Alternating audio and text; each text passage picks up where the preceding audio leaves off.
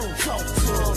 I don't talk to them boys that sat on them benches for. I was in the game on 4 inches. Coach put me in the game on 4 inches.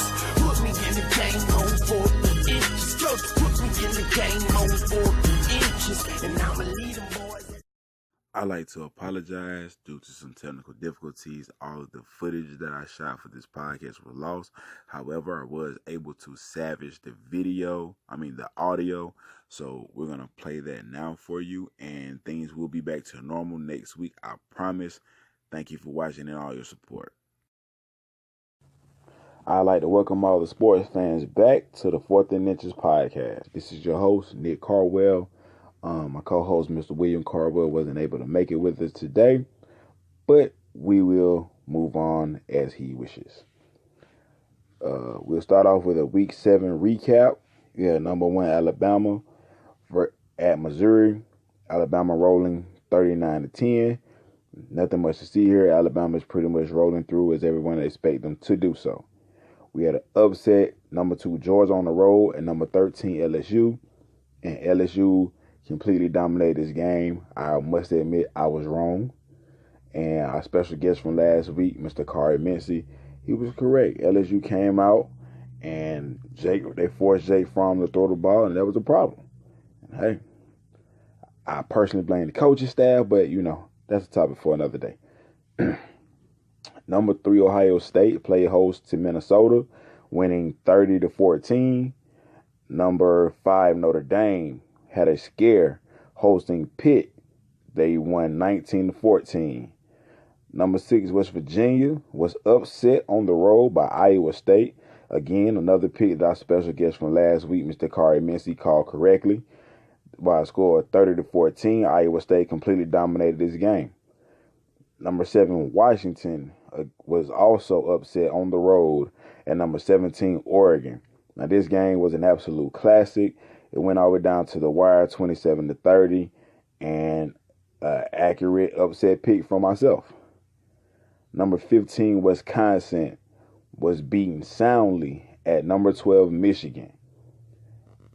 We all predicted this would happen because Wisconsin is so one-dimensional, and Michigan's defense is very good against the run. So it's kind of what we expected to happen. However, something we didn't expect was number 16, Miami, going on the road at Virginia and being absolutely inept on offense. They lost by a score of 16-13, and their offense just looked terrible. They sputtered. They couldn't get anything going. Mark Richt would definitely have to fix that if they want to move forward and challenge for an ACC title, which they still can, because this is their only loss in conference. Tennessee upset number 21 Auburn on the road in Jordan-Hare. I'll be the first to admit I completely didn't see this coming. I felt like Auburn would get back on track because Tennessee has been terrible, especially defensively. But they made enough plays to come out with the win on the road in a tough place to play. I have to tip my hat to them. I'm going to give all the credit to those guys. Number 22, Texas A&M won a thriller against South Carolina. Another great game. It's the SEC game, and it was highly contested. We'll take a short break, and I'll come back with the Week 8 matchups. By Any Means Clothing is a proud sponsor of the 4th and Inches podcast, as well as the entire ZN3 Gang YouTube channel. We have many different sizes, different colors, and different styles to fit the whole family, from newborn all the way up to adults. It is getting cold out. The fall and winter are coming. You should get your hoodies, your t-shirts, and everything else at byanymeansclothing.com.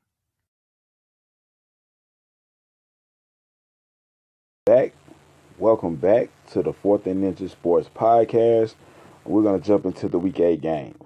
The University of Georgia has the week off, and we look for them to come out of this week with a better game plan than they have for LSU in the big game in Jacksonville against Florida.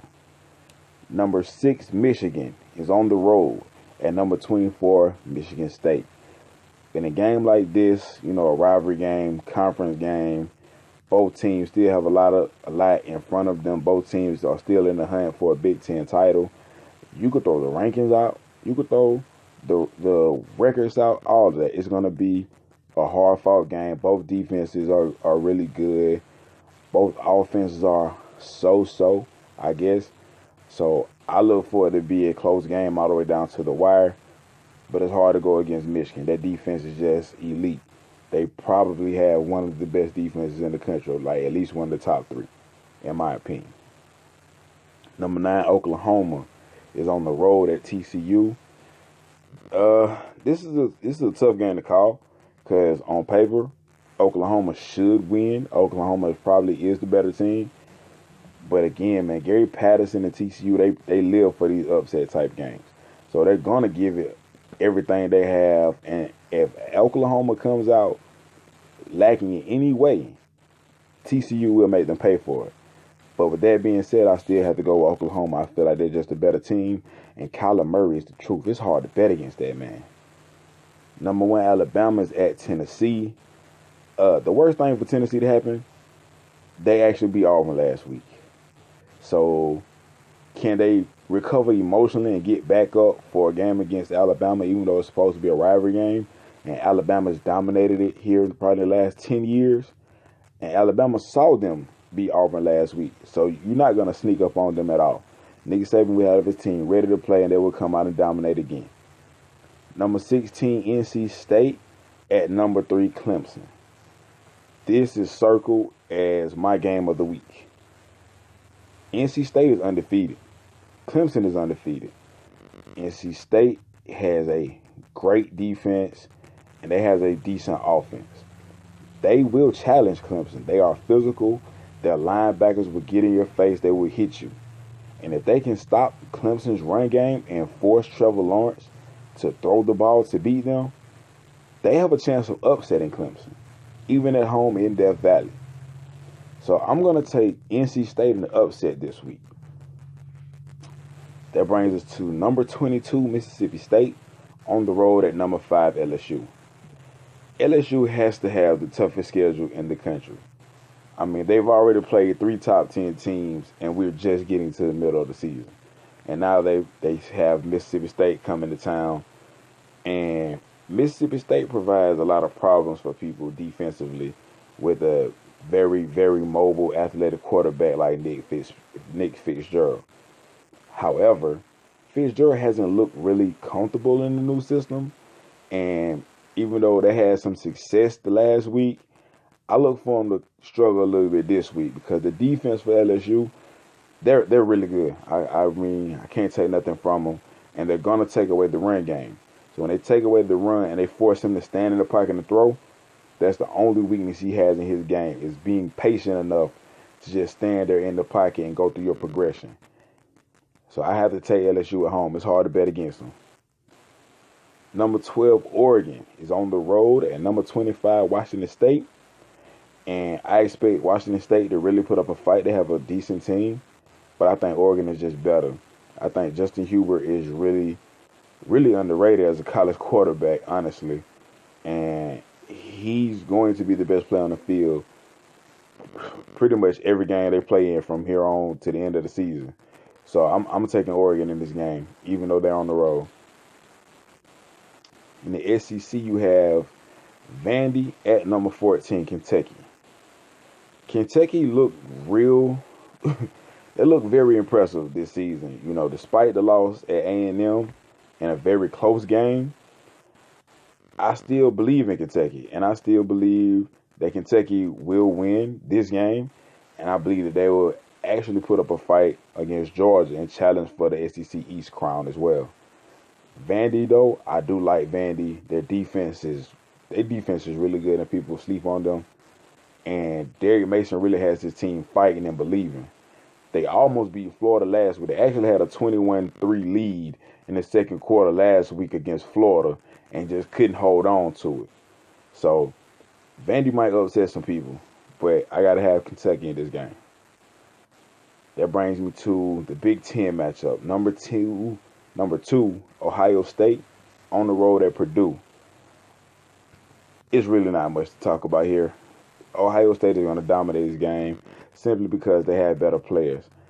Dwayne Haskins is really making a case for the Heisman campaign, and this week is just going to be another week for him to pad his stats.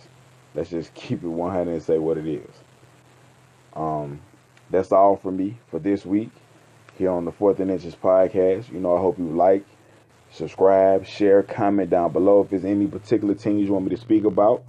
Hey man, comment. Hit at me on any social media site. My links are all down in the description, and we'll get them on and talk about them. Till next time, thank you.